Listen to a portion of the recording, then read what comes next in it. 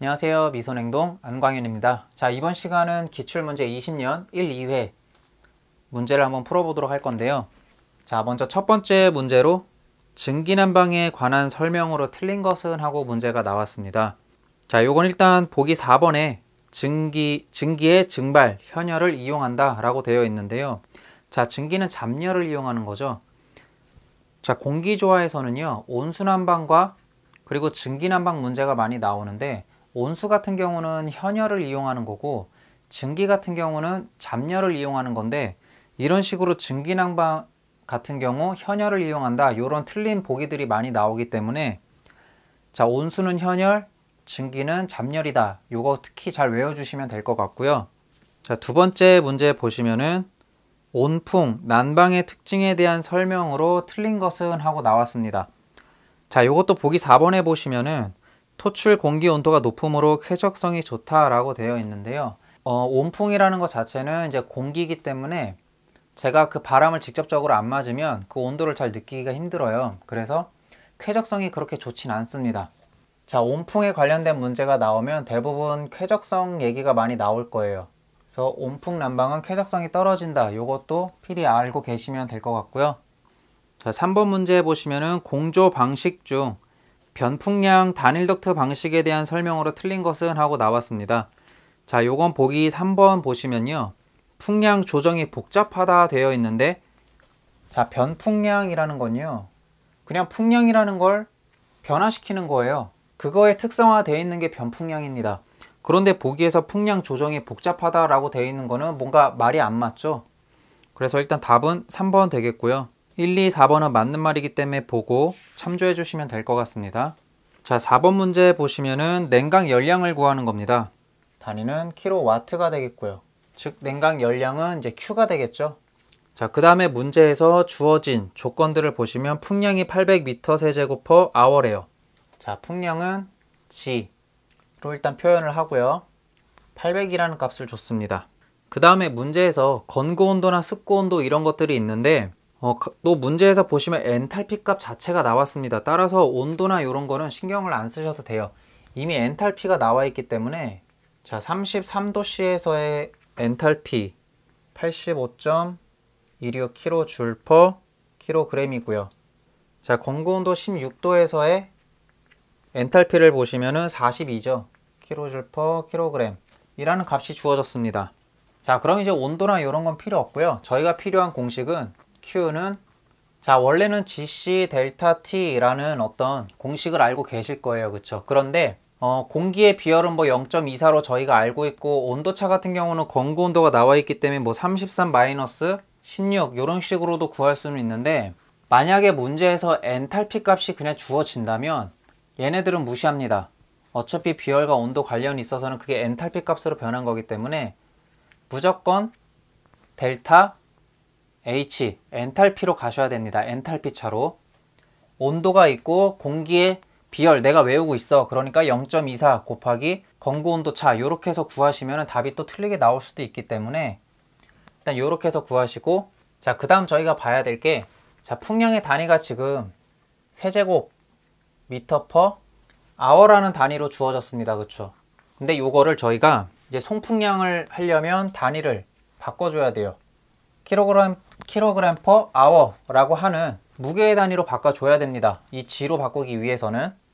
자, 그럼 이 단위를 어떻게 바꾸냐면요, 이 단위에다가 나누기 비체적을 해주시면 돼요. 근데 문제에서 비체적 같은 경우는 0.83이라는 값을 주어졌습니다. 그쵸? 자, 비체적은 0.83이고요. 단위로는 미터 3승 퍼 킬로그램입니다. 자, 따라서 현재 풍량의 단위 미터 3승 퍼 아워에다가 미터 3승 킬로그램을 나눠 주시면은 얘랑 얘랑 약분이 되죠. 그러면 얘는 위로 올라가고 얘는 밑으로 내려가니까 킬로그램 퍼 아워라는 단위로 바뀝니다. 그쵸? 자, 따라서 현재 풍량 800 나누기 0.83 해 주시면, 자, 963.86 kg per hour라고 하는 값이 나옵니다. 현재 여기 이제 풍량이 되는 거고요. 풍량을 이렇게 어떤 무게 단위로 바꾼 거고요. 자, 그럼 저희가 금방 적었던 G에다가 델타 H 요 공식을 사용하시면 됩니다. 963.86 곱하기 자 엔탈피 차인데 16도에서 33을 빼는 거냐 33도 엔탈피에서 16도의 엔탈피를 빼는 거냐 모르실 때는 그냥 높은 거에서 무조건 낮은 거 빼주시면 돼요. 85.26 마이너스 42 자 해주시면은 값이 자 41,696.58 kJ/h 라고 하는 값이 나오고요. 그런데 저희는 얘를 킬로와트로 바꿔야 되죠. 자 참고로 1 킬로와트는 1kJ/s이기 때문에요. 현재 얘를 자 S를 H로 바꾸려면 3600을 나눠주시면 시간으로 바뀌죠. 요렇게 자 따라서 이 값에다가 3600을 나눠주시면 자 답은 11.6 kW가 나옵니다. 자 그래서 답은 보기 3번 되겠습니다. 자 다음 5번 문제 보시면은 자 잠열 부하를 구하는 공식입니다. 겨울철 침입 외기에 의한 잠열 부하를 구하는 공식으로 옳은 것은 하고 되어 있는데요. 자 Q는 극간풍, 델타 T는 실내외 온도차, 델타 X는 실내외 절대 습도차 라고 되어 있고요. 자 저희가 하는 잠열 공식 같은 경우는 G에다가 이렇게 잠열값 R을 곱하는 걸로 했었는데 자 요거는 냉동공학에서 대부분 이렇게 했고요. 공기조화로 와서는 저희가 다른 공식을 좀 보게 됐습니다. 자 G에다가요 델타 X 자 그리고 냉동공학에서는 100도씨 물이 100도씨 증기로 변하는 어떤 증발잠열에 대해서 얘기를 했다고 하면요. 자 공기조화에서는 그냥 0도씨 물에서 바로 100도씨 증기로 변하는 잠열을 많이 이용한다고 했었는데 자 곱하기 597 정도를 해주시면 됩니다. 해설에서는 597.5 해서 소수점까지 적어드렸고요. 자 요렇게 구해주시면 되는 거고 자 만약에 보기 중에 이런 공식이 없다 한다면요. 자 얘를 Q 곱하기 1.2로 바꿔주실 수가 있습니다. G를 공기의 비중이고 송풍량 곱해주시면 얘를 이제 무게 단위로 바꿀 수가 있고요. 자 곱하기 그러면 델타 습도차 해주시고 다시 597.5 이렇게 해주시면 되고요. 자 요 숫자끼리는 또 미리 곱해서 계산하실 수가 있죠. 그러면 이 두 개를 곱해 주시면은 717이 나옵니다. 그럼 곱하기 Q 곱하기 델타 X 자 요렇게도 되는데 자 얘는 단위가 킬로 칼로리 퍼 아워 라고 하는 값입니다. 자 1kcal는 4.186줄로 나타낼 수가 있고요.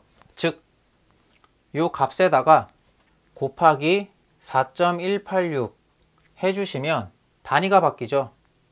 뭐 대략적으로 3001 곱하기 Q 곱하기 델타 X 그리고 단위는 얘는 킬로줄이고요. 참고로 킬로칼로리니까 킬로줄이죠. 얘가 킬로줄 퍼 아워로 변환이 되는 겁니다.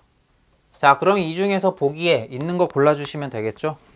자 문제에서는 잠열 부하가 킬로줄 퍼 아워 라는 값으로 나타냈기 때문에 자 보기 4번에 보시면 3001.2 곱하기 Q 곱하기 델타 X 라는 답이 나와 있습니다.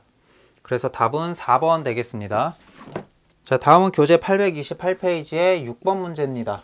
자 공기조화 부하의 종류 중 실내 부하와 장치 부하에 해당되지 않는 것은 하고 나왔는데요. 자 요건 보기 4번 보시면 외기로 실내 온습도를 냉각시키는 열이라고 되어 있는데요.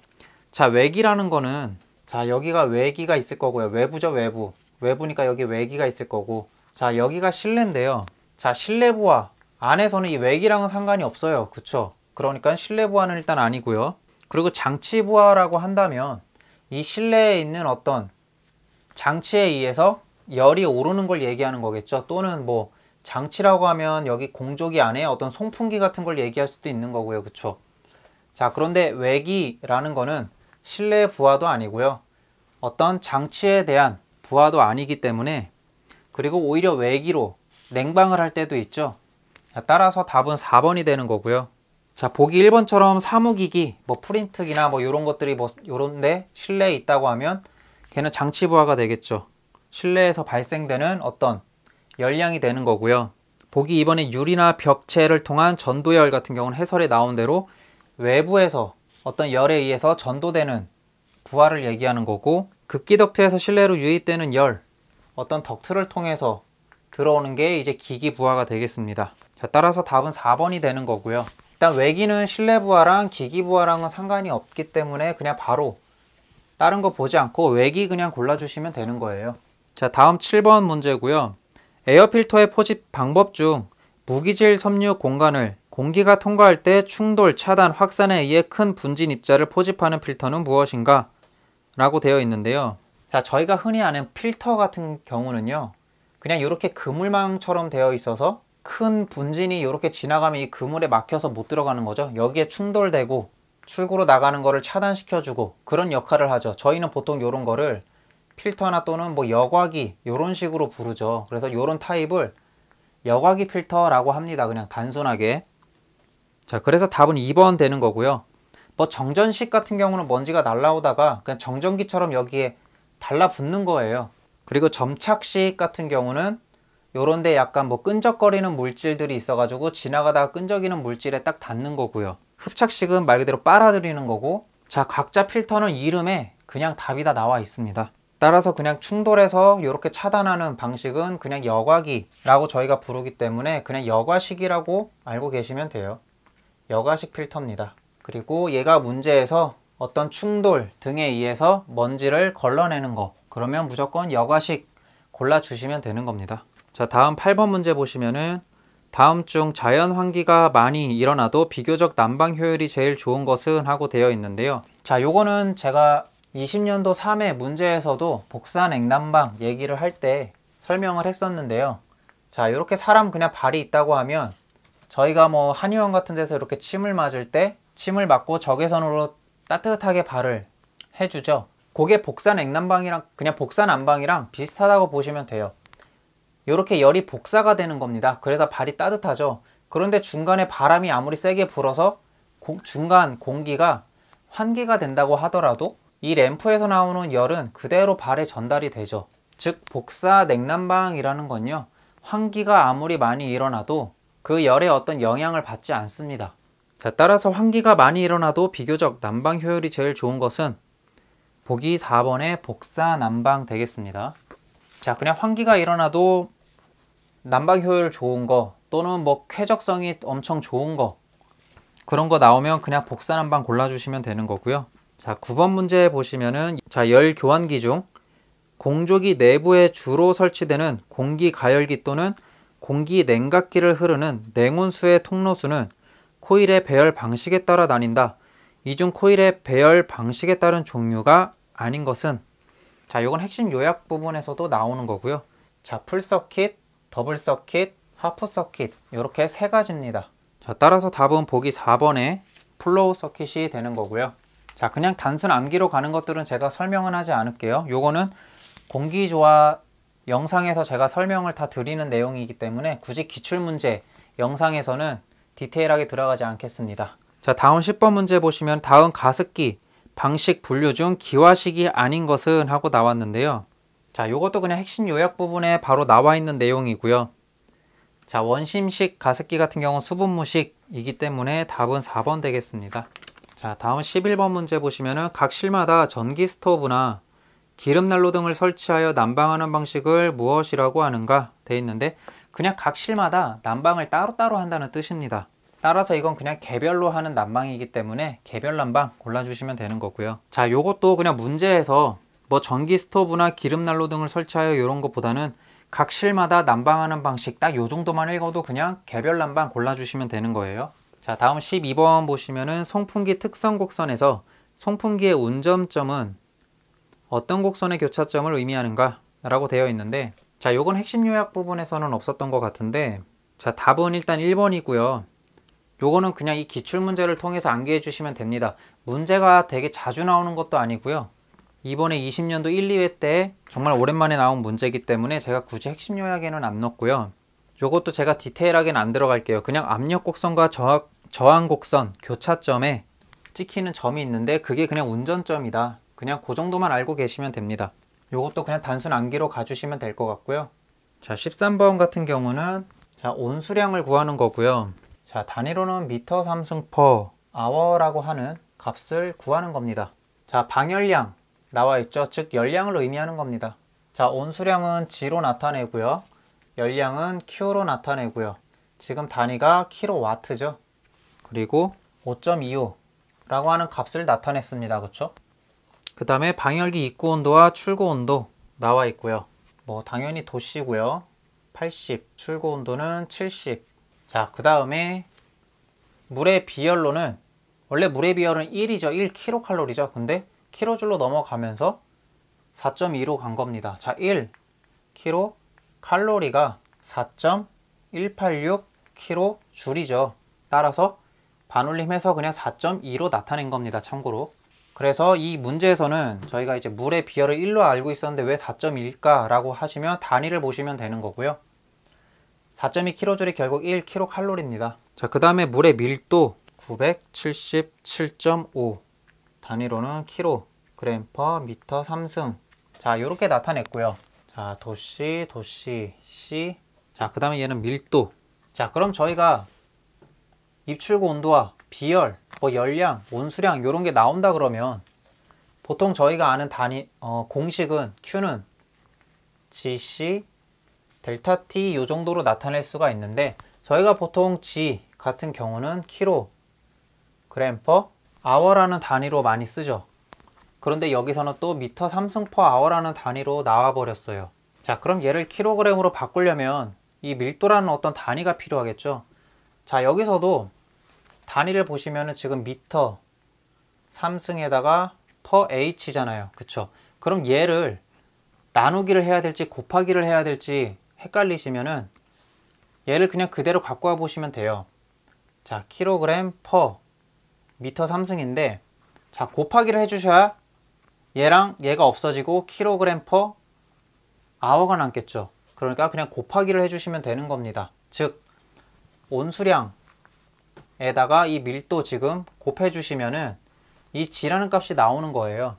자, 그럼 G는 실제로 온수량은 그냥 W라고 했을 때 거기다가 밀도를 곱해 주시면 되는 거잖아요. 그쵸? 그런데 현재 얘를 구해야 되는 거죠. 그리고 저희가 써야 되는 거는 Gc 델타 T라는 공식입니다. 그쵸? 자, 얘는 나왔습니다. 그냥 W 곱하기 온수 곱하기 밀도로 해주시면 되는 거였어요. 그쵸? 자, 그러면 이제 조합을 해보시면 됩니다. 결국 Q는 온수 곱하기 밀도에다가 비열에다가 온도차 해주시면 되는 건데 현재 얘를 구하는 거고 얘 빼고 다 나왔잖아요. 그쵸? 그러면은 Q가 5.25kW였죠. 자, 그런데 곱하기 3600을 해가지고요. 킬로와트를 킬로줄로 바꿔주셔야 됩니다. 단위가 킬로와트이기 때문에. 그래서 요게 Q가 되는 거고요. 근데 킬로와트였던 5.25가 킬로줄 per hour로 바뀐 겁니다. 3600을 곱해줌으로 인해서. 자, 그 다음에 C, 비열은 4.2였고요. 그 다음에 80-70 하면은 온도차 10도 나오죠. 그 다음에 곱하기 요 밀도도 그대로 내려오면요. 977.5. 자, 요렇게 계산해 주시면 됩니다. 바로 계산기 두드리면 나오죠. 답은 0.46 나오고요. 단위는 미터 3승 per hour 라고 하는 단위가 나옵니다. 자, 그래서 답은 보기 2번이 정답이 되겠습니다. 자, 다음 14번 문제 같은 경우는 이건 그냥 송풍기 번호에 의한 송풍기 크기를 나타내는 식으로 옳은 것은 하고 나왔는데 자, 요건 그냥 핵심 요약이 나와 있는 그대로이기 때문에 보기 2번 보시면 되는 거고요. 자, 원심 송풍기와 충류 송풍기가 있는데 원심은 회전 날개 지름에 150을 나누는 거고 충류는 회전 날개 지름에 100을 나누는 거였죠. 자, 따라서 보기 2번이 정답이 되는 거고요. 자, 15번 문제 보시면은 외기와 배기 사이에서 현열과 잡열을 동시에 회수하는 방식으로 외기 도입량이 많고 운전 시간이 긴 시설의 효과가 큰 방식은 하고 나와 있는데요. 자, 현열과 잡열을 동시에 열교환을 한대요. 동시에. 자, 현열과 잡열은 결국 전열이죠. 전체 열. 열에는 현열과 잡열이라는 열이 있는데 이 둘을 합친 건 결국 전체 열, 전열이 됩니다. 그러면은 결국 전열 교환기라는 거는 결국 현열과 잡열을 둘 다 교환을 한다는 소리잖아요. 그쵸? 그래서 답은 1번 그냥 골라주시면 되겠습니다. 바로 이름에 답이 있는 그런 문제입니다. 자, 다음 16번 문제 보시면은 보일러를 안전하고 경제적으로 운전하기 위한 여러 가지 부속기기 중 급수 관계 장치에 가장 거리가 먼 것은 하고 나왔는데요. 자, 보일러는 증기 보일러랑 이제 온수 보일러가 있는데 지금 여기서는 급수 관계 장치라고 했으니까 물이랑 관련이 있는 거잖아요. 그쵸? 자, 그런데 보기 1번 보시면 증기관이 나옵니다. 급수는 물인데 증기관은 증기보일러에 관련된 거잖아요. 그쵸?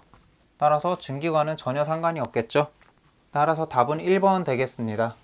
자, 17번 보시면은 압력 1000kPa, 온도는 227도씨인 공기의 밀도는 얼마인가? 단 공기의 기체 상수는 287.04 J/kg K이다 라고 되어 있습니다. 자, 일단 압력은 보통 P고요. 온도는 T, 절대 온도 T로 하고, 자, 기체 상수는 R 이렇게 나타냅니다. 근데 여기서 공기 밀도를 구하는 거고요. 공기 밀도의 단위는 kg/m3으로 되어 있고요. 즉 부피라는 거는 그냥 1이 되는 겁니다. 부피, V가 있는데 얘는 그냥 1이라는 값을 갖는 거예요. 1m3승당 이제 공기 밀도가 몇 킬로냐? 요게 문제로 푸는 거기 때문에요. 따라서 압력은 1000kPa, 얘는 227도씨로 나타냈고요. 기체 상수는 287.04입니다. 뭐 단위는 문제 잘 봐주셔야 되고요. 자, 그럼 요런 문제와 관련 있는 것들 보시면은 PV는 G, R, T 라고 하는 공식이 있었습니다. 자, 그러면 얘 나왔죠. 압력 나왔습니다. 그쵸? 자, 부피 나왔죠? 체적 나왔고요. 기체상수 R 나왔고요. T 나왔습니다. 여기다가 그냥 절대 온도로 바꾸려고 그러면 273 더하면 됐었죠? 자, 그런데 G 같은 경우는 킬로그램이잖아요. 그쵸? 자, 그럼 여기서 이 G라는 놈은, 공기밀도 G라는 놈은, 자, 얘는 G는 중량이었죠. 중량. 근데 밀도라는 거는 이렇게 감마라는 값이 있는데 얘는, 자, 중량 나누기 최적을 하면 됩니다. 킬로그램 퍼 미터 3승 부피 이렇게 해주시면 요 단위 그대로 나오죠. 그래서 얘가 공기밀도가 되는 거고요. 그러면 얘 대신에 그냥 공기밀도를 넣어주시면 돼요. V는 그냥 1이기 때문에 값이 같습니다. 그쵸? 따라서 PV는 밀도에다가 기체상수 R에다가 T 이렇게 계산도 되는 거고요.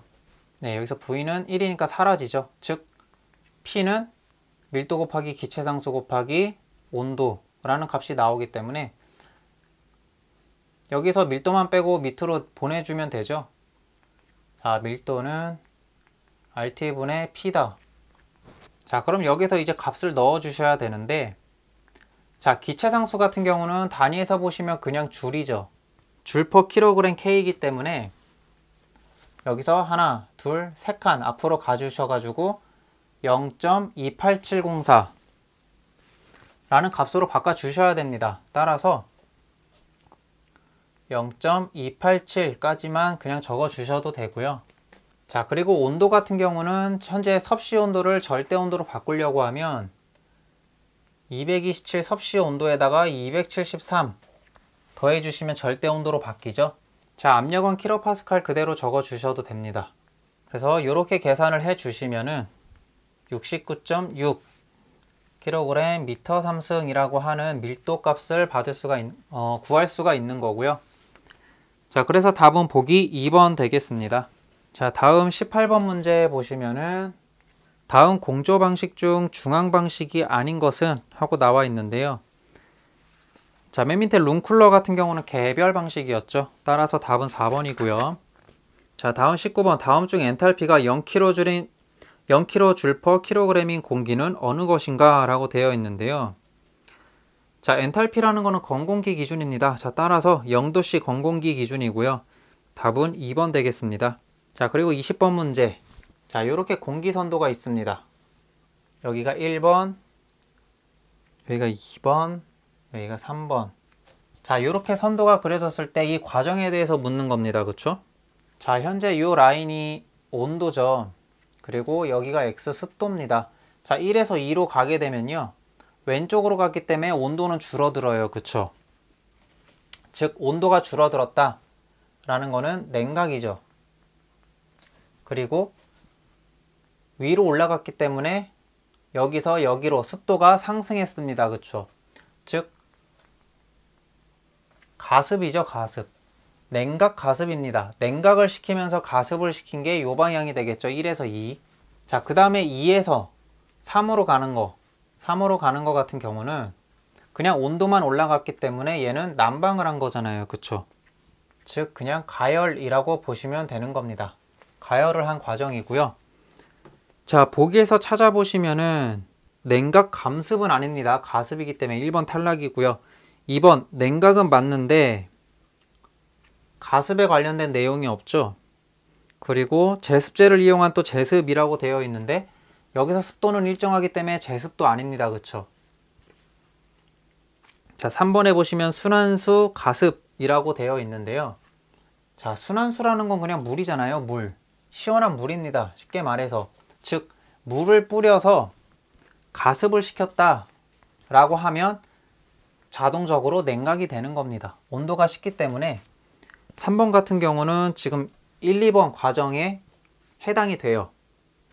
차가운 물을 뿌려서 여기 주변의 온도도 떨어지고 습도도 상승을 하니까 순환수 가습은 곧 냉각 가습 효과가 있는 거죠.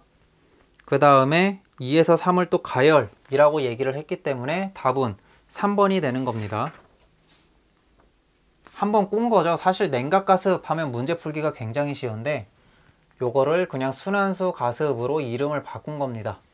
온수 가습이 아니기 때문에 냉각 가습이랑 같은 말이에요. 자, 그래서 답은 3번 되는 거고요. 자, 다음에 냉동공학 21번 문제 보시면은 다음에 냉매가스를 단열 압축하였을 때 온도 상승률이 가장 큰 것부터 순서대로 나열된 것은 하고 나와 있는데요. 자, 요거 사실 외우기 힘들죠. 자, 냉매가스의 종류는 굉장히 많고요.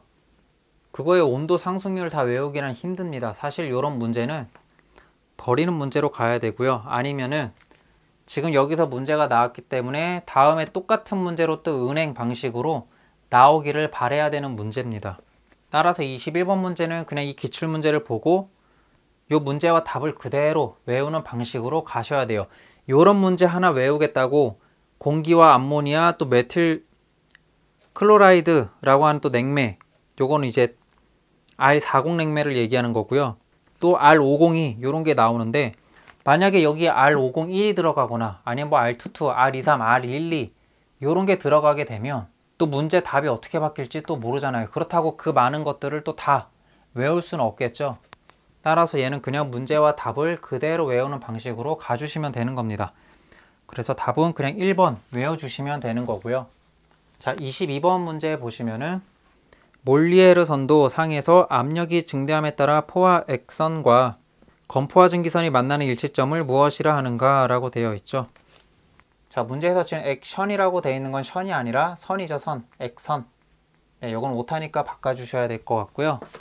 자, 요건 모리엘 선도가 있으면 자, 이렇게 포화 액선과 포화 증기선이 있는데 요 위에서 만나는 점을 얘기하는 거고 요건 그냥 외워주시면 되죠. 임계점입니다. 그래서 답은 2번 되는 거고요.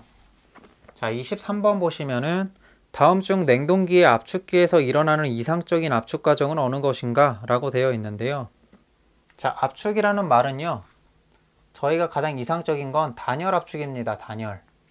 자, 단열이라는 뜻은요, 어떤 개가 있다고 하면 이 외부로부터의 열이 들어오지도 않고 이 개에서 밖으로 열이 나가지도 않는 걸 단열이라고 하죠. 즉 열의 출입이 없는 상태를 단열이라고 합니다. 저희는.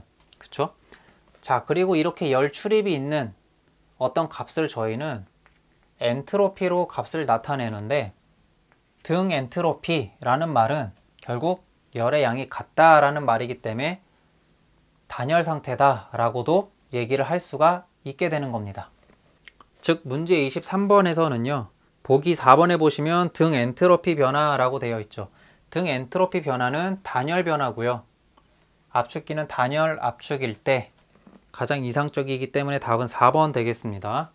다음 24번 문제 보시면은 다음 열에 대한 설명으로 틀린 것은 하고 나왔는데요. 자, 1번 보시면은 냉동실이나 냉장실 벽체를 통해 실내로 들어오는 열은 감열과 잡열이다 라고 되어 있는데, 자, 요것도 그냥 핵심 요약 부분 보면요. 자, 극감풍, 인체, 실내기기, 외기, 외의 모든 열은 다 현열입니다. 자, 벽체를 통해서 실내로 들어오는 열, 극감풍 아니죠. 인체에서 발생되는 열도 벽체를 통해서 오는 열이랑 상관없죠. 실내기기도 아니고요. 외기도 아니죠. 따라서 벽체를 통해서 들어오는 열은 그냥 현열뿐인 겁니다. 따라서 답은 바로 1번 골라주시면 되는 거고요. 자, 현열 다른 말로 감열이라고도 하죠. 같은 말입니다. 자, 그래서 답은 1번 되는 거고요. 자, 25번 문제 보시면 다음 중 펠티어 효과를 이용한 방법은 하고 나왔는데, 자, 펠티어라는 거는 그냥 어떤 서로 다른 금속 두 가지를 갖다 대고 전기를 흘렸을 때 서로 열이, 한쪽은 뜨겁고 한쪽은 차가운 열이 발생되는 겁니다. 즉 그냥 전기를 흘렸을 때 어떤 열이 그냥 발생되는 거, 열전이라고 보시면 됩니다. 전기를 흘렸을 때 열이 발생되는 거. 자, 어딘가에서는 열을 방출하고 어딘가에서는 열을 흡수하는 어떤 현상이 생깁니다. 그거를 펠티어 효과라고 하고요.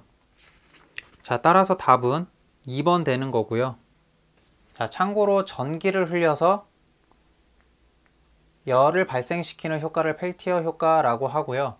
서로 다른 금속 두 개가 있다고 하면 두 금속체 사이에 그냥 온도를 다르게 하면 전기가 만들어지는 거, 그거를 제어백 효과라고 합니다. 전기를 흘렸을 때 서로 열이 다르게 되는 거는 펠티어, 온도를 다르게 해서 전기가 발생되는 거는 제어백 효과, 그렇게 보시면 됩니다. 다른 말로 뭐 제백 효과라고도 하고 제어백 효과라고도 합니다. 자, 일단 답은 열전, 냉동법이 되는 거고요. 자, 26번 문제 보시면은 온도식 팽창 밸브에 있어서 과열도란 무엇인가 라고 되어 있는데, 자, 이렇게 팽창 밸브와 증발기와 압축기가 있다고 했을 때요. 증발기에서 이렇게 팬이 돌아갈 거고요. 자, 과열도라는 건요. 이 증발기 내부에서 100% 증기가 된 상태가 예를 들어서 한 여기쯤이라고 쳐요. 그러면 여기에서 여기까지는 가면서 온도가 상승하겠죠. 여기서는 온도가 더 상승했을 겁니다. 100% 증발이 된 상태에서. 자, 팽창 밸브 출구에서부터 이 100% 증기가 되는 시점까지는 온도 변화 없이 그냥 잡열에 의해서 냉매가 증발만 해요. 그런데 100% 다 증기가 된 상태에서는 더 이상 증발할 잡열이 없기 때문에 현열로서 온도가 상승합니다. 그리고 압축기까지 오는 동안 배관저항 등에 의해서도 온도가 상승을 해요. 그걸 과열도라고 부르고요. 즉 압축기 흡입 온도 쪽, 여기 온도 마이너스, 자, 여기를 T2라고 하면요, T2 마이너스. 자, 그 다음에 여기 증발기에서 포화, 압력에 따른 어떤 온도, 그 값이 되는 건데, 자, 100% 증기가 됐다. 그럼 포화된 상태의 압력 또는 포화된 상태의 온도가 되겠죠. 즉 증발기 내의 포화 온도라고 보시면 되는 거예요. T2에서 포화 온도 빼주시면 되는 겁니다. 자, 요건 보기 3번 보시면, 자, 흡인관이라고 되어 있는데 흡인관이 아니라 흡입관이죠. 흡입관. 자, 흡입관 마이너스 흡입관과 증발기 내의 포화 온도와의 온도차. 자, 증발기 내의 포화 온도, 흡입관의 온도 마이너스 증발기 내 포화 온도 값. 요게 과열도가 되는 겁니다. 따라서 보기 3번이 답이 되는 겁니다. 자, 100% 증기가 된 압력 또는 그 압력에 따른 어떤 온도, 그걸 포화 온도라고 하고요. 압축기에 막 들어가게 되는 흡입관의 온도 마이너스 포화 온도, 요게 과열도다 보시면 되겠습니다. 자, 다음 27번 보시면 순행식 응축기를 사용하는 냉동장치에서 응축압력이 표준 압력보다 높게 되는 원인으로 가장 거리가 먼 것은 하고 되어 있는데요. 자, 요건 보기 2번의 응축수 입구 온도의 저하입니다. 자, 요렇게 순행식 응축기가 있다고 하면요. 자, 요렇게 응축수가 흐른다고 해요. 그런데 응축 압력이 표준 압력보다 높게 되는 원인으로 가장 거리가 먼 것은 했습니다. 즉, 압력이 높아지는 원인이 아니라 낮아지는 원인을 찾는 거죠. 자, 이 입구가 여기고 여기가 출구인데 입구의 온도가 낮으면 당연히 냉매가 더 응축이 잘 되겠죠. 응축이 된다는 소리는 증기에서 액으로 변한다는 소리예요. 즉, 최적이 줄어들죠. 최적이 줄어드니까 압력이 줄어들잖아요. 그쵸? 입구 온도가 낮으면 냉매가 증기에서 액으로 더 잘 변하고요. 그럼 최적이 그만큼 더 낮아지게 되면서 압력이 낮아지게 되겠죠. 따라서 보기 2번의 응축수 입구 온도의 저하는 응축 압력이 낮아지는 원인이다 라고 보시면 되겠습니다. 자, 다음 28번 문제 보시면은 흡수식 냉동기에 관한 설명으로 옳은 것은 하고 나왔습니다. 자, 흡수식 냉동기라는 건요, 대용량에 쓰는 거고요. 따라서 그냥 답은 2번 되겠습니다. 뭐 1번, 3번, 4번 같은 경우는 해설 보시면 왜 틀린지 나올 거고요. 그래서 답은 2번 보시면 되는 거고. 자, 다음 29번. 증기 압축식 냉동법과 전자냉동법의 역할을 비교한 것으로 틀린 것은 하고 나왔는데요. 자, 증기 압축에서 응축기는 고온고압이잖아요. 그쵸? 그리고 열을 방출하는 부분이 응축기였죠.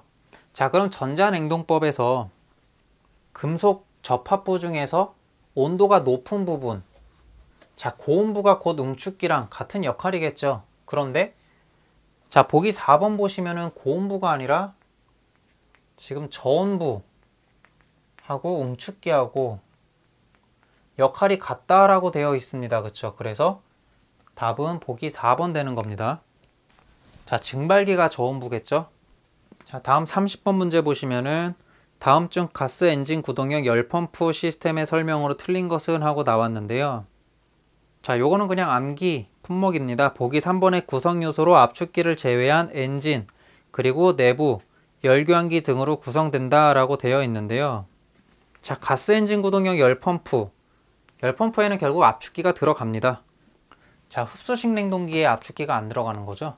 열펌프에는 압축기가 들어갑니다. 그래서 답은 그냥 3번 골라주시면 되는 거고요. 이제 31번 보시면은 다음 그림은 단효용 흡수식 냉동기에서 일어나는 과정을 나타낸 것이다.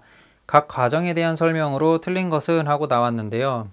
자, 요것도 그냥 냉동공학 쪽에서 흡수식 냉동기 부분 보시고 여기 해설 보시면 어느 정도 이해가 좀 가실 것 같은데 제가 설명이 길어질 것 같아서 굳이 설명은 하지 않겠습니다. 그냥 외워주시면 되는 거고요. 이해가 어렵다면 그냥 외워주시면 되는 겁니다. 일단 답은 2번이 되겠고요. 재생기 2번에서 3번 과정 같은 경우 재생기 내에서의 가열에 의한 냉매 응축이라고 되어 있는데요. 이건 그냥 가열입니다. 가열. 재생기에서 가열을 하게 되면 냉매가 증발을 하죠. 증발하면서 압력이 상승하고 온도도 상승합니다. 그래서 2번에서 3번 과정이 나타나는 거고요. 요거는 요 정도만 하고 넘어가도록 하겠습니다. 기출문제 풀이기 때문에 디테일한 설명까지는 들어가지 않겠습니다. 자, 32번 보시면 다음 냉동기의 종류와 원리 연결로 틀린 것은 하고 되어 있습니다. 자, 일단 답은 4번 흡수식 프레온 냉매의 증발 잡열이고요. 자, 흡수식 냉동기에는 프레온 냉매 안 넣죠. 보통 뭐 물과 암모니아 아니면 뭐 리튬 브로마이드 이런 걸 쓰죠. 프레온 냉매를 쓰는 거는 증기 압축식입니다. 따라서 답은 4번이 되는 거고요. 자, 33번 다음 중 헬라이드 토치를 이용하여 누설 검사를 하는 냉매는 하고 나왔는데 자, 해설에 나온 것처럼 717은 암모니아, 744는 CO2 이산화탄소, 그 다음에 729번은 공기가스를 의미하는 거기 때문에 헬라이드 토치라는 건 프레온 냉매에다가 갖다 댔을 때 불의 색깔이 변하는 거였어요.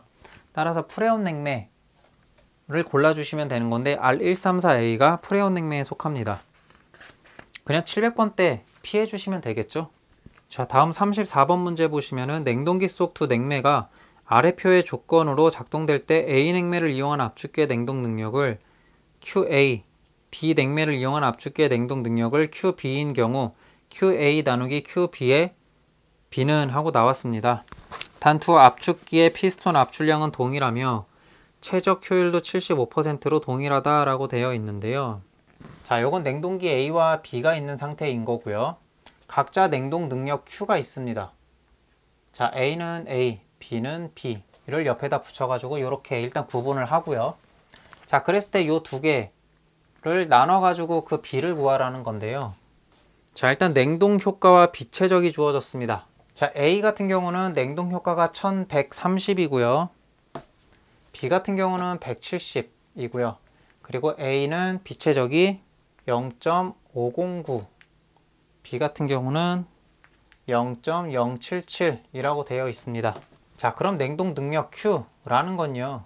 자, 냉동 효과 QE, 냉동 능력 나누기 냉동 효과는 최적분의 피스톤의 압출량 곱하기 최적 효율.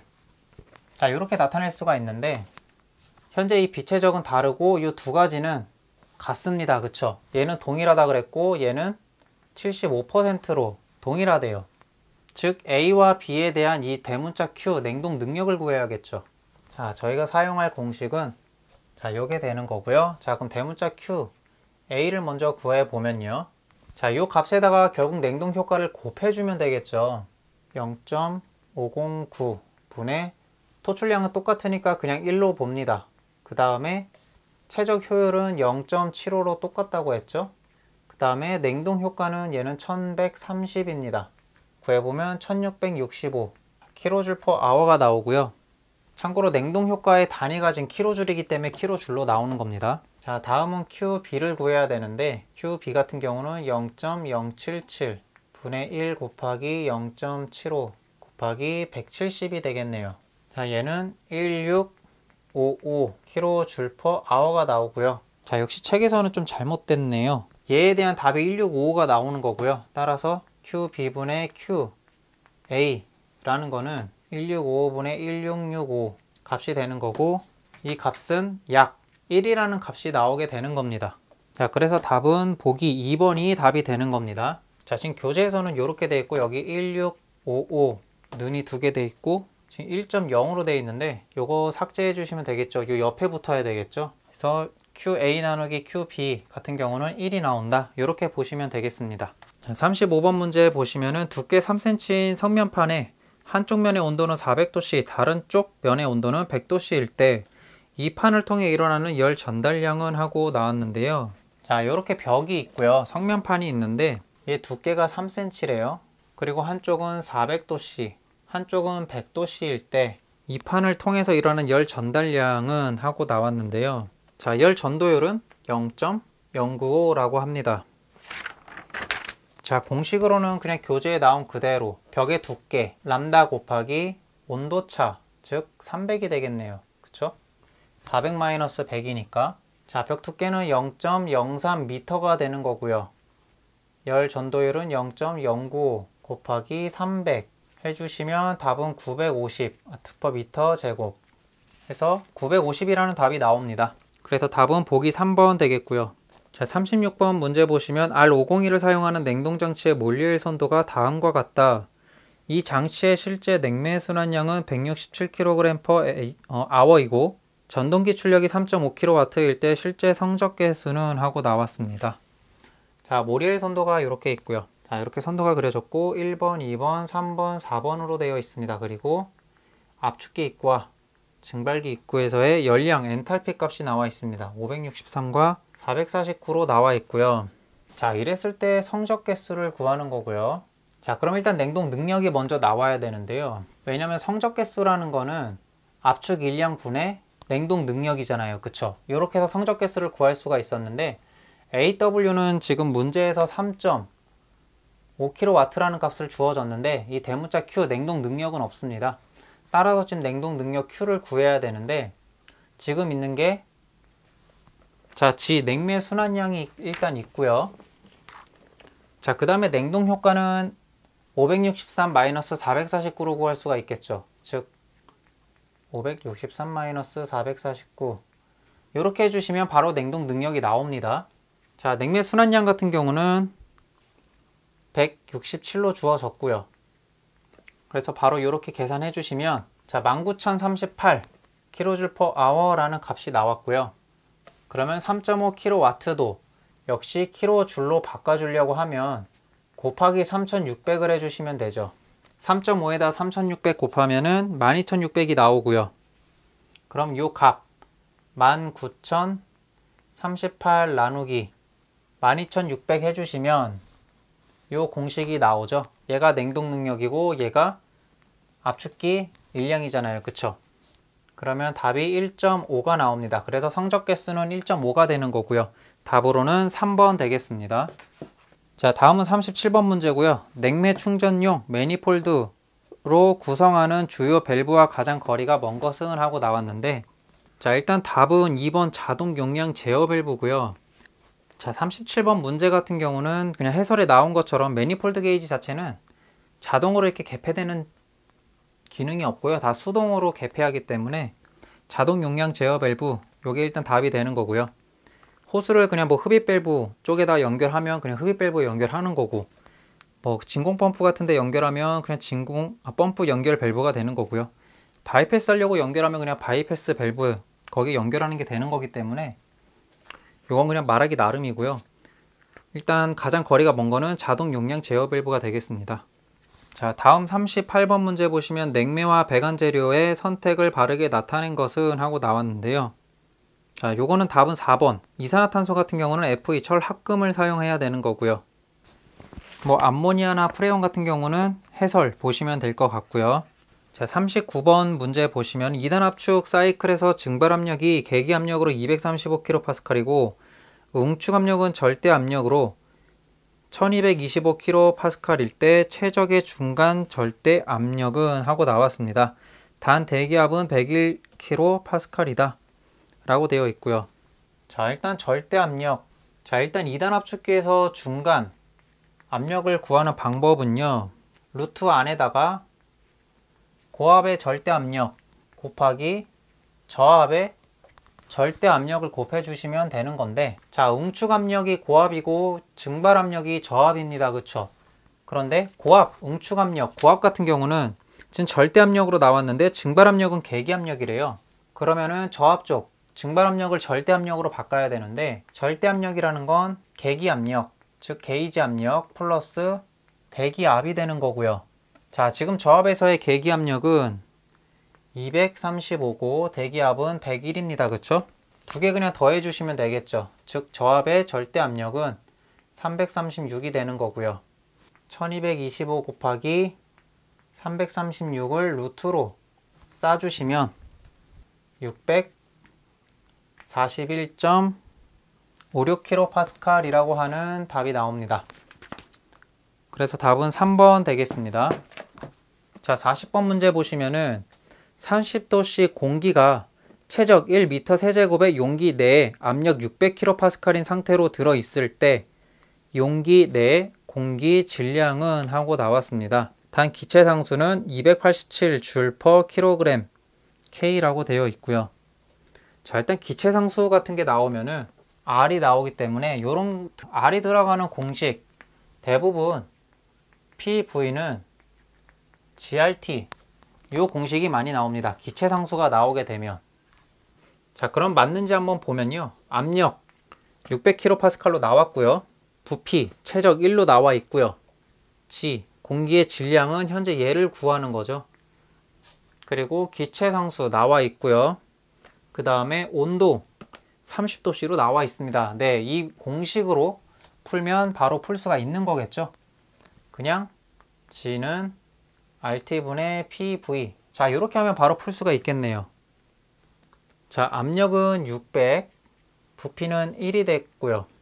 자, 기체 상수가 287J이니까 kJ로 바꾸면은 0.287 kJ 될 거고요. 자, 온도 같은 경우는 30도인데 섭씨기 때문에 273 플러스 30도로 해서 절대 온도로 바꿔주셔야 되죠. 자, 이렇게 해서 바로 계산해 주시면 됩니다. 그러면 6.9 kg. 답은 2번 되겠습니다. 자, 41번 보시면은 증기난방, 배관에서 증기 트랩을 사용하는 주된 목적은, 자, 요건 암기죠. 응축수를 분리하는 게 증기 트랩입니다. 따라서 답은 4번 되겠고요. 자, 42번에, 자, 요것도 암기죠. 배수관 설치 기준에 대한 내용으로 틀린 것은 배수관의 최소 간격은 20mm 이상으로 한다라고 되어 있는데 답은 30mm입니다. 그 다음에 문제 43번. 배관지름이 100cm고 유량이 0.785m 세제곱퍼세크일 때 이 파이프 내의 평균 유속은 얼마인가? 라고 되어 있는데요. 자, 요건 해설에 나와 있는 대로 일단 배관 관경 D 같은 경우는 루트 안에다가 파이의 V, 여기에서 V는 최적이나 이런 게 아니라 유속을 의미합니다. V가. 배관 일반에서는 이제 V가 유속으로 바뀌게 되고요. 배관에서는 V가 유속이다 라고 보시면 됩니다. 그 다음에 4Q. Q가 이제 유량인데, 자, 배관 지름 나와 있고요. 얘는 구하는 거고, 파이는 3.14고 4는 숫자 그대로 대입하면 되고, 유량 나와 있습니다. 그러면 바로 구할 수가 있겠죠. 자, 배관 지름은 100cm이기 때문에 미터로 바꾸면 1이 됩니다. 그쵸? 파이는 3.14고요. 곱하기 유속을 구해야 되는 거고 4 곱하기 유량이 0.785. 자, 이렇게 주어졌는데, 자, 우측 항에서 이 루트를 없애기 위해서는요, 좌측 항에다가 제곱을 해주시면 돼요. 즉 1제곱은 3.14 곱하기 V 분의 4 곱하기 0.785가 됩니다. 자, 1제곱은 1이죠. 네, 1제곱을 그냥 넘겨주셔도 되고요. 자, 우측항 분수에서 분모에 있는 값은요, 좌측항에 있는 값과 그냥 교체를 해주셔도 값이 허용이 됩니다. 성립이 돼요. 즉 얘를 변화시키면요, 지금 구해야 되는 이 유속 V는 3.14 곱하기 1의 제곱, 그냥 1이죠. 4 곱하기 0.785 이렇게 해서 구할 수가 있다라는 겁니다. 계산해 보시면 그냥 1 나오기 때문에 답은 1번 되겠습니다. 자, 44번 냉매배관 시공법에 관한 설명으로 틀린 것은 하고 나왔는데요. 자, 보기 3번에 보시면은 증발기와 압축기가 같은 높이일 때, 증발기 압축기의 높이가 같대요. 흡입관을 수직으로 세운 다음, 자, 흡입관을 수직으로 세운 다음 압축기를 향해 선단 상향 구배로 한다. 압축기를 향해서 상향 구배를 한다라는 건데요. 자, 상향으로 하게 되면 압축기가 멈췄을 때 이 배관 내에 있는 오일이 증발기 쪽으로 가겠죠. 증발기로 흐르게 되면 여기에서 오일의 점도가 끈적끈적해지면서 오일 회수가 잘 안 될 거예요. 그래서 오일의 흐름이 잘 흘러갈 수 있도록 올라간 다음에 이렇게 밑으로 해주셔가지고 오일이 충분히 유연하게 흐를 수 있도록 하향으로 해주셔야 된다는 겁니다. 답은 3번 되겠습니다. 자, 45번 보시면 증발기 배관 내에 수격작용을 방지하기 위한 내용으로 가장 적당한 것은, 자, 요건 암기에 있었습니다. 그쵸? 제가 영상에서도 여러 번 얘기를 했었고요. 강의가 있었고, 배관이 크면 클수록 유속의 속도가 줄어들기 때문에 수격작용을 방지할 수가 있었습니다. 그래서 답은 3번 되는 거고요. 자, 46번에 동그라미 안에 이렇게 화살표 되어 있는 기호는 펌프를 의미합니다. 화살표 방향대로고요. 여기가 입구, 오른쪽이 출구가 되겠습니다. 답은 펌프가 되는 거고요. 자, 47번에 캐비테이션 현상의 발생 원인으로 옳은 것은 하고 나왔는데요. 자, 요것도 그냥 암기해 주시면 되는 거예요. 날개차의 모양이 적당하지 않을 경우 발생한다. 그래서 답은 4번 되는 거고요. 자, 48번 문제 보시면 다음 중 옥상 급수 탱크의 부속 장치에 해당하는 것은 하고 나왔는데, 자, 지금 1, 2, 3번 같은 경우는 압력과 관련 있고 안전에 관련 있는 거기 때문에 압력 탱크의 부속 장치라고 나와 있고요. 옥상의 급수 탱크는 물이 계속 급수가 되면 물이 넘치겠죠. 그래서 넘치지 않도록 그냥 오버플로우관 요게 있는 겁니다. 탱크가 있으면 요 상부에 배관을 만들어서 물이 요 정도 이상 차면 물이 밖으로 넘치지 않도록 오버플로우관을 통해서 다시 회수를 하는 거고요. 그래서 답은 4번 되겠습니다. 자, 다음 49번 보시면 다음 중 온수 온돌 난방의 바닥 매설관으로 가장 적합한 것은 되어 있는데 답은 동관이고요. 이유는 해설 바로 보시면 되겠죠. 뭐 제가 굳이 설명해 드릴 필요 없기 때문에 넘어가고요. 자, 50번 보시면은 다음 배관 도시 기호 중 레듀셔 표시는 무엇인가 라고 되어 있는데요. 자, 레듀셔라는 건요, 배관의 사이즈가 바뀌는 기호죠. 이렇게 작은 배관에 이렇게 큰 배관을 연결할 때 바꿔주는 부속기기가 레듀셔였습니다. 즉 기호에서도 이렇게 큰 게 작아지는 모양으로 그리게 되면 얘가 레듀셔가 되는 거죠. 뭐 이렇게 동그라미 있으면 얘가 펌프로 바뀌는 거고요. 자, 그래서 답은 일단 1번이고요. 자, 51번 보시면 천연 고무보다 더 우수한 성질을 가지고 있으며 내유성, 내우성, 내산성, 내마모성 등이 뛰어난 고무류 패킹 재료는 무엇인가? 라고 되어 있는데, 자, 일단 답은 네오프렌이고요. 요거는 그냥 바로 암기를 해주시면 되는 문제입니다. 해설 내용 그대로 보시면 되는 거고요. 자, 52번 문제 보시면 배관 지지철물이 갖추어야 할 조건으로 가장 거리가 먼 것은 하고 되어 있는데, 자, 3번 보시면 보온 및 방로를 위한 재료일 것 되어 있는데 배관 지지하는 거랑 보온이랑은 상관이 없죠. 그래서 답은 3번 되겠습니다. 자, 53번 보시면 냉매 배관 시 주의사항으로 틀린 것은 하고 되어 있습니다. 자, 2번에 보시면 굽힘 반지름은 작게 한다 되어 있는데 배관이 이렇게 가다가 갑자기 팍 꺾이게 되면 그만큼 냉매는 흐르다가 탕 부딪혀서 흐르기 때문에 저항을 많이 갖게 돼요. 그래서 이렇게 갑자기 팍 꺾이는 것보다는 이렇게 라운드 져서 가게 되면 아무래도 냉매가 흐르는데 저항을 덜 받겠죠. 그래서 답은 2번 되겠습니다. 자, 54번 보시면 열 전도율이 극히 낮고 경량이며 흡수성은 좋지 않으나 굽힘성이 좋은 유기질 보온재는 하고 나왔습니다. 자, 답은 3번이고요. 자, 요거는 보온재 핵심 내용, 핵심 요약 부분에서 보면 내용이 굉장히 많습니다. 따라서 요거는 그냥 기출문제에 나온 것만 일단 외우시다가 시간이 나면 제가 공부하는 게 낫다고 말씀을 드렸었고요. 따라서 이제 기포성 수지 같은 경우도 일단 암기를 하고 넘어가 주시면 되는 겁니다. 자, 55번 보시면 배관의 온도 변화에 의한 수축과 팽창을 흡수하기 위한 이음새로 적절하지 못한 것은 하고 되어 있는데, 자, 4번의 플랜지는 배관을 서로 이으는 거지 신축을 흡수하기 위한 어떤 연결 방법은 아니었습니다. 그래서 답은 4번 되는 거고요. 자, 56번에 개방식 팽창 탱크 주변에 배관에서 팽창 탱크 수면 아래에 접속되는 관. 자, 개방식 팽창 탱크 잠깐 그냥 구조 대충 보면요, 이렇게 개방식 탱크가 있다고 하면, 자, 팽창관 같은 경우는 이렇게 하부에 있고요, 통기관은 이렇게 상부에 있고요, 자, 안정관도 이렇게 상부에 있습니다. 그 다음에 오버플로우관도 이렇게 상부에 있기 때문에 보기 1번의 팽창관만 이렇게 하부에 달려 있어서 답은 1번 되겠습니다. 자, 다음 57번에 이음새 중 방진 방음의 역할을 하는 것은 하고 되어 있는데, 요건 암기죠. 플렉시블입니다. 플렉시블이라는 게 진동이나 소음을 없애주는 거다 라고 머리에 계속 기억을 해주시면 되겠습니다. 답은 1번이고요.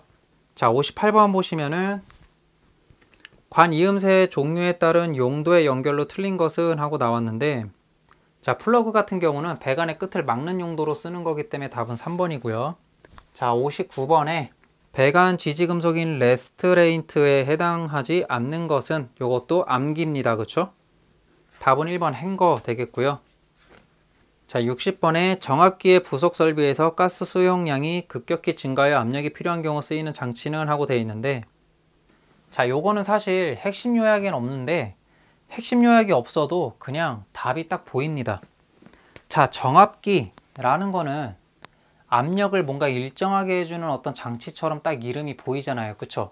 정압이잖아요. 정압. 압력이 일정한 거. 자, 그리고 가스 미터는 가스의 양을 재는 미터기를 의미하는 거고요. 가스 필터는 가스의 어떤 뭐 이물질이나 이런 걸 걸러내는 어떤 필터 같은 역할을 한다라는 느낌이 좀 들죠. 확실히. 그럼 부스터, 밖에 없잖아요. 그쵸? 부스터는 뭔가 강력하게 뭔가를 쏴주는 게 부스터잖아요. 그쵸? 자, 답은 딱 봐도 그냥 3번밖에 없습니다. 그래서 3번 골라주시면 되는 거고요. 자, 이제 61번에 제어공학으로 넘어갑니다. 61번 문제고요. 대칭 3상 Y 부하에서 부하 전류가 20A이고 각상의 임피던스가 Z는 3 플러스 J 4옴일 때 이 부하의 성간 전압 볼트는 약 얼마인가? 라고 되어 있는데요. 자, 참고로 Z 임피던스는요 3 플러스 J 4라고 되어 있으면, 자, 요거는 공식에서 루트 안에다가 3 제곱 플러스 4 제곱으로 풀이가 됩니다. 이 J가 그냥 요 루트에다가 각자 제곱을 해주는 거, 요걸 그냥 J로 바꿔준다, 그냥 그렇게만 생각을 해주세요. 그러면 더 문제 풀어지기가 쉽습니다. 그리고 요 앞에 지금 루트 3돼 있는 거 요거 삭제해 주시면 될 것 같고요. 자, 의미 없는 값이고요. 자, 여기에다가 암페어 20 곱해 주시고 3상이기 때문에 루트 3. 자, 3상에 그냥 대부분 루트 3 곱하기가 들어갑니다. 3상에서. 자, 요렇게만 바로 계산해 주시면 173 볼트가 나와요. 그래서 173 이렇게 골라주시면 되고요. 자, 여기서 지금 전압을 구하는 거였죠. 저희가 ohm의 법칙에서 V는 IR 해가지고 제가 제어공학 시간에 V는 IR 이런 모양까지 알려드렸습니다. 그쵸? 자, 전압은 전류 곱하기 R이에요. 그런데 자, RLC로 오고 나서 그냥 저항뿐만 아니라 저항에다가 이 리액턴스 같은 어떤 값도 오게 됐죠. 그래서 그걸 총 합쳐가지고 저희는 임피던스라고 부르는 거고요. 그래서 임피던스가 곧 저항입니다. DC로 따지면 그냥 R인 거고요. 이 R에다가 곱하기 I 해주시면 바로 원래 전압인데 3상 같은 경우는 곱하기 루트 3까지 해주셔야 돼요. 3상이기 때문에. 만약에 단상이라고 했으면 얘가 없었을 겁니다. 근데 3상이라 루트 3 붙고요. 그렇게 해서 계산해 주시면은 173V 이렇게 계산해 주시면 됩니다. 다음 62번. 자, 62번 같은 경우는 그냥 암기입니다. 인디셜 응답이 지수 함수적으로 변하는 거, 뭐 증가하든 감소하든 이렇게 변하는 거, 그거 그냥 1차 지연 요소라고 보시면 돼요. 그래서 인디셜 응답과 어떤 지수, 요게 문제에서 나오면 대부분 1차 지연이라고 보시면 되는 거고요. 자, 63번에 회전 중인 3상 유도 전동기의 슬립이 1이 되면 전동기의 속도는 어떻게 되는가 라고 되어 있는데, 자, 동기 속도 구하는 공식 P 극수분의 120 곱하기 주파수에다가 곱하기 1-S예요. S가 슬립이거든요. 자, 슬립이 1이 되면요 1-1은 0이 되죠. 그럼 여기에 어떤 값이 나오더라도 곱하기 0을 하기 때문에 동기 속도는 0이 됩니다. 따라서 답은 2번에 정지한다. 요게 정답이 되는 거고요. 자, 64번에 전동기 정역 회로를 구성할 때 기기의 보호와 조작자의 안전을 위하여 필수적으로 구성되어야 하는 회로는, 요거는 인터록 회로입니다. 요것도 암기사항이고요. 자, 예를 들어서 회로에서 정회전과 역회전에 어떤 마그네트가 있다고 하면요. 자, 정회전 마그네트 위에다가는 역회전 마그네트 비접점을 달아주는 거고요. 역회전 위에다가는 정회전 마그네트에 비접점을 달아서 정회전 먼저 돌고 있을 때는 이 비접점이 떨어져서 역회전이 돌지 않도록 막아주고요. 역회전이 돌 때는 얘를 떨어뜨려서 정회전 마그네트가 붙지 않도록 하는 게 인터록입니다. 뭐 한 가지 예를 들어서 퀴즈 프로그램에서 정답을 먼저 외쳐서 부저를 누른 사람이 불이 들어오고 나머지 사람들은 아무리 눌러도 불이 안 들어오죠. 우선적으로 누른 사람이 이제 불이 들어오게 돼 있습니다. 그런 걸 이제 인터록이라고 해요. 자, 그래서 답은 1번이고요. 자, 65번에 RLC 직렬회로에서 T는 0에서 교류전압, U는 2 사인 오메가 T 플러스 세타를 가할 때 이 회로의 응답 유형은 단 R제곱 마이너스 4 C분의 L은 0보다 크다 이다 라고 되어 있는데요. 자, 요거는 해설에서 나온 대로 암기사항이 좀 있습니다. 자, RLC에서 R은 이제 저항 쪽이잖아요. 그쵸? 이 R에다가 제곱한 값이 4보다 크면 비진동이래요. 비진동. 요건 이제 암기사항이고요. 자, 그런데 문제에서 지금 R2는 4 곱하기 CL C분의 L 돼 있고, 마이너스죠. 자, R2에서 뭔진 모르겠지만 얘를 빼도 0보다는 크대요. 그러니까 R2가 곧 4보다는 크다는 의미겠죠. 따라서 얘는 비진동이라고 보시면 되는 겁니다. 얘가 반대면 진동이겠죠. 뭐 그런 식으로 구분해 주시면 됩니다. 자, 66번 보시면 단일 계환 제어계의 괴르프 전달함수가 G는 S 플러스 1분의 2일 때 압력 R은 5, UT에 대한 정상 상태 오차 2SS는 하고 나왔는데요. 자, 라플라스 변환해서 U, T라는 놈은 라플라스 변환하면 S분의 1 이렇게 변환이 됐었습니다. 그쵸? 그런데 O, U, T라고 하면 이 앞에 숫자를 이 위에다 적어주시면 되는 거예요. 즉 얘는 S분의 5가 됩니다. 자, 그리고 여기에서 G는 문제에 나온 그대로 S 플러스 1분의 2라는 값을 가져가는 거고요. 자, 그런 입력 R에 대한 정상 상태 오차 2SS 얘를 구하는 건데요. 자, 얘는 1 플러스 G, 자, 리미트 GS 분의 UT. 자, 요런 공식이 성립이 되는 겁니다. 그냥 하나의 공식으로 외워주시면 돼요. 그런 값을 그대로 넣어주시면 됩니다. 자, UT의 값은 5잖아요. 그쵸? 5 나누기 1 플러스 그대로 가주시면 되고요. 자, 리미트라고 하면 그냥 S를 0으로 하는 값이라고 보시면 되고, G 같은 경우는 지금 S 플러스 1분의 2라는 값이죠. 자, 이게 뭐냐? 그냥 S를 0으로만 바꿔주시면 된다는 거예요. 간단하게. 리미트 어려운 거 없습니다. 리미트 뒤에 있는 S를 0으로만 바꿔주시면 되기 때문에 1 플러스 0 플러스 1분의 2 분의 5 이렇게만 풀어주시면 되는 거예요. 그럼 얘 1분의 2니까 그냥 2죠. 그러면 3분의 5가 되는 겁니다. 그냥. 그래서 답은 3분의 5. 정답은 4번 되겠습니다. 자, 67번 보시면은 계전기를 이용한 시퀀스 제어에 관한 사항으로 옳지 않은 것은 하고 나와 있는데요. 자, 3번에 보시면 순차적으로 연산하는 직렬 처리 방식이다. 요거는 시퀀스 제어가 아니라 PLC라고 보시면 되는 거고요. 자, 따라서 답은 일단 3번 되겠습니다. 자, 다음 68번 보시면은 제어량을 어떤 일정한 목표값으로 유지하는 것을 목적으로 하는 제어라고 되어 있는데, 자, 일정한 값. 자, 어떤 값이라는 거는 저희가 치, 어떤 수치, 막 이런 식으로 해서 어떤 치라고 얘기를 하고요. 일정한 건 저희가 일정한 건 정이라는 글씨로 표현도 많이 하죠. 두 개 합치면 정치. 따라서 정치 제어. 이렇게 보시면 됩니다. 일정한 목표값, 정치 제어. 그렇게 보시면 되는 거고요. 자, 일정한 목표값을 유지하는 거 나오면은 뒤도 안 보고 그냥 정치 제어 골라주시면 됩니다. 자, 69번 보시면 도체의 전기 저항에 대한 설명으로 틀린 것은 하고 나왔는데요.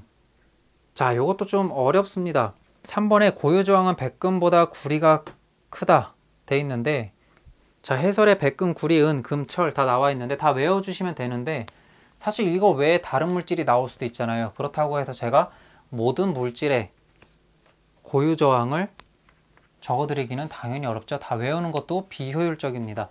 자, 요 정도 해설에 나온 정도만 외워주시고, 얘네들이 이제 그 도체로 많이 쓰이는 제품이니까 요 정도만 외워주시고, 그 외의 것들이 나온다면 그냥 찍거나 포기하시는 게 나을 것 같습니다. 효율적으로 보면. 자, 70번 보시면 회로 시험기로 직접 측정할 수 없는 것은 하고 되어 있는데요. 자, 회로 시험기로는 전력은 체크를 할 수가 없습니다.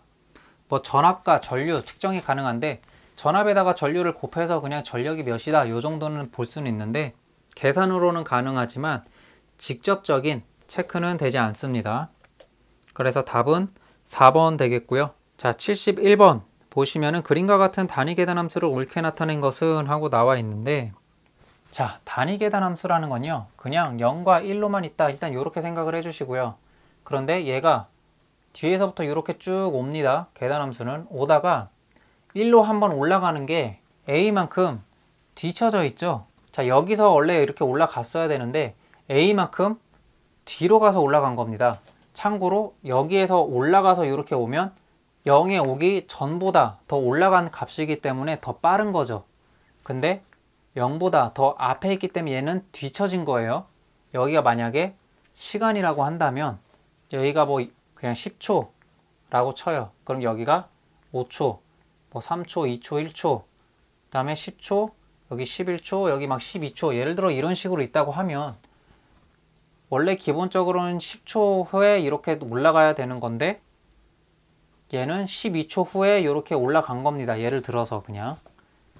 자, 따라서 얘는 계단 모양이기 때문에 계단함수 u, t 라는 값이 나오는 건데 a만큼 늦게 올라갔기 때문에 이 t-a가 되는 겁니다.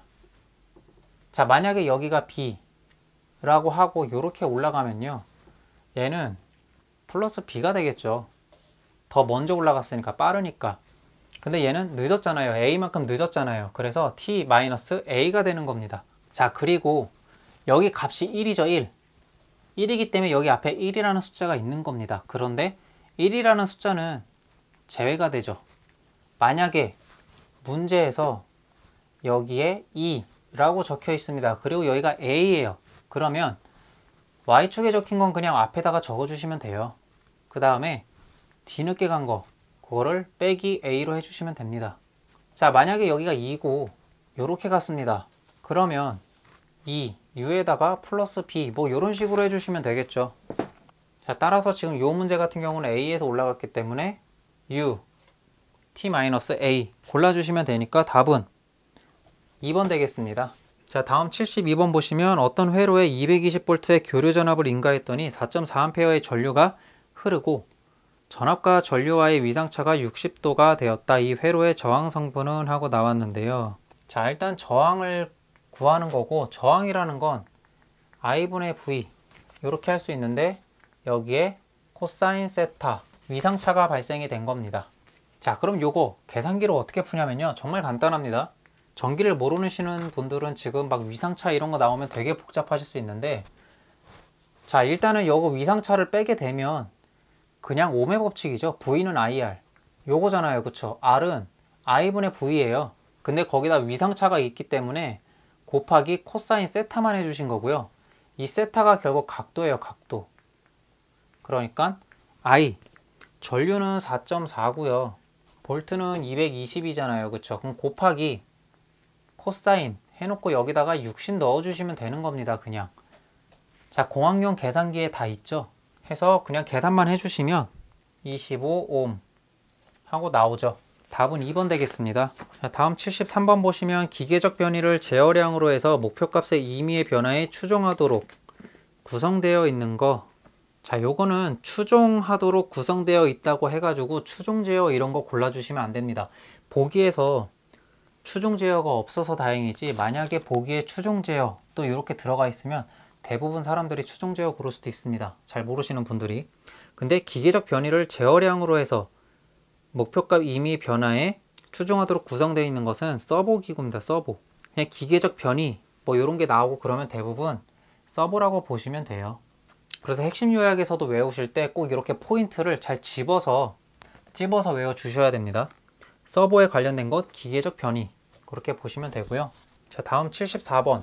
다음 회로에서 합성 정전 용량은 하고 나왔는데요. 자, 콘덴서가 3개가 있습니다. 전부 다 3이고요. 자, 참고로 병렬 길이는 그냥 더하면 되죠. 6입니다. 6. 따라서 얘를 변환을 다시 하면요, 3에다가 6 이렇게 돼 있는 거고요. 자, 요 두 가지 같은 경우는 저항해서 병렬처럼 구하면 됐었죠. 3분의 1 플러스 6분의 1분의 1.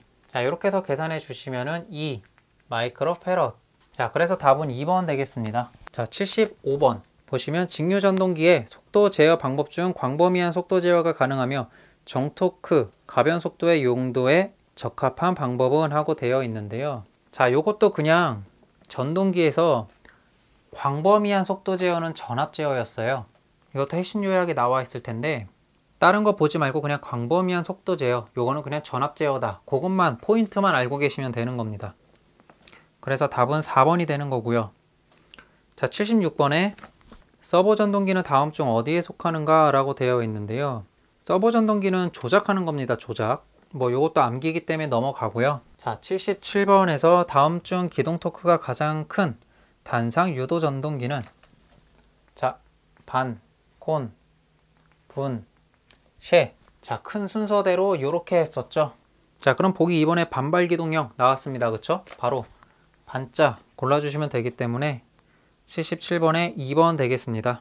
자, 반발 기동형 그리고 또 반발 유도형이 나왔다고 하면 둘 중에 이제 뭐가 큰지를 모르겠습니다. 둘 다 반이기 때문에. 그러면 반발 다음에 나오는 글씨 기자와 유자를 봤을 때 가나다 순으로 했을 때 기자가 더 앞에 있죠. 기역이니까. 따라서 얘가 더 크다라고 보시면 되겠습니다. 자, 다음 78번 보시면 그림과 같은 회로에서 해당되는 램프의 식으로 옳은 것은 하고 나왔는데요. 자, 쓸데없이 괜히 그림만 복잡한 문제가 나왔습니다. 자, 이렇게 램프 1, 2, 3, 4번이 있습니다. 자, 일단 보기 1번 보시면은 보기 1번에 L1이 x 곱하기 y에다 z라고 되어 있는데 한번 보겠습니다. 자, x는 b접점이니까 다시가 맞아요. y 같은 경우는 a접점이니까 그냥 y가 맞습니다. 그리고 z도 a접점이니까 그냥 z가 맞습니다. 자, 얘는 정답이에요. 자, 그럼 보기 2번은 왜 틀린지 보겠습니다. L2 보시면은 x는 다시죠. b접점이니까 x-는 맞습니다. 그러면 얘는 y는 그냥 y가 맞죠. 자, 그런데 z 같은 경우는 b접점이기 때문에 a접점이 아니라 b접점이기 때문에 L2는 z-가 돼야 되는 겁니다. 자, L3 한번 보시면 x-, y-, z가 되겠죠. x-, y-, z가 되는 겁니다. z는 a접점이니까 그대로 오는 거고요. 자, L4 같은 경우는 x-, y-, z-입니다. 자, 따라서 답은 1번이 되는 거고요. 자, 다음 79번 보시면 목표값이 미리 정해진 변화량에 따라 제어량을 변화시키는 제어 돼 있는데, 자, 다른 거 다 보실 필요 없다 그랬죠? 그냥 목표값이 미리 정해졌다. 그냥 프로그램 제어입니다. 목표값이 정해진 거는 프로그램 제어밖에 없습니다. 그냥 무조건 프로그램 제어 골라주시면 되고요. 자, 80번에 그림과 같은 블록선도와 등가인 것은 하고 나왔습니다. 자, 피드백 제어죠. 자, 피드백 제어라는 거는 R분의 C, 입력분의 출력이고요. 여기가 C. 자, 얘는 1 마이너스, 자, 피드백 경로 분의 패스 경로입니다. 자, 따라서 패스 경로는 그냥 S분의 1이죠. 그 다음에 분자 같은 경우는 1 마이너스에다가 피드백 경로 여기가 마이너스이기 때문에 여기 마이너스 해주시고 S분의 1 곱하기 P1 해주시면 됩니다. 그런데 여기가 마이너스면 여기가 대부분 이제 플러스로 바뀌죠. 마이너스는 플러스이기 때문에. 자, 따라서 1 플러스 S분의 1 곱하기 P1분의 S분의 1 이렇게 변환이 되는 거고요. 자, 그럼 S1 곱하기 P1이라는 거는 결국 이 P1이 위로 올라가도 값이 똑같아지죠. S분의 1 곱하기 P1은 S분의 P1입니다. 그냥 똑같은 거예요. 그냥 얘가 올라간 거니까. 즉 얘는 1 플러스 S분의 P1. 자, 이렇게 변환이 됩니다. 그리고요. 분자가 S죠. 근데 여기가 1이라는 소리는 결국은 분자를 똑같이 했을 때 분모를 똑같이 했을 때 분자도 똑같이 S라는 소리입니다. 즉 1이라는 소리는 결국 S분의 S를 의미해요. 여기는 S분의 P1 그대로 오고요.